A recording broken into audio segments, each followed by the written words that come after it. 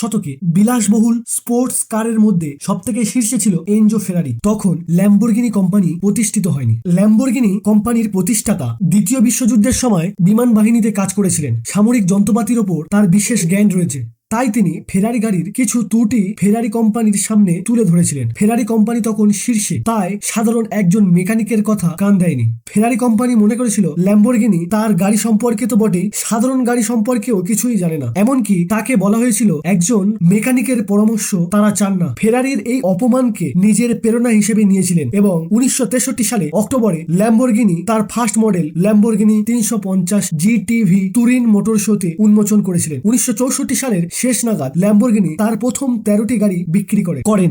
কাঁচ যখন তৈরি করা হয় এবং সেই কাঁচকে পরীক্ষা করার জন্য একটা বিশেষ এয়ার গান ব্যবহার করা হয়, যে গানটাতে মরা মুরগি দিয়ে ফায়ার করা হয়। এর মাধ্যমে উড়ন্ত অবস্থায় পাখি ধাক্কা লাগলে বিমানের কি ক্ষতি হতে পারে তা পরীক্ষা করা হয়। এই পদ্ধতি প্রথম ব্যবহার হয় 1950-এর দশকে। পুরো বিশ্বে অল্প কয়েকটি পোস্ট অফিস রয়েছে জলের নিচে, তার মধ্যে একটি আছে ভানুয়াটুর মেলে দ্বীপের কাছে।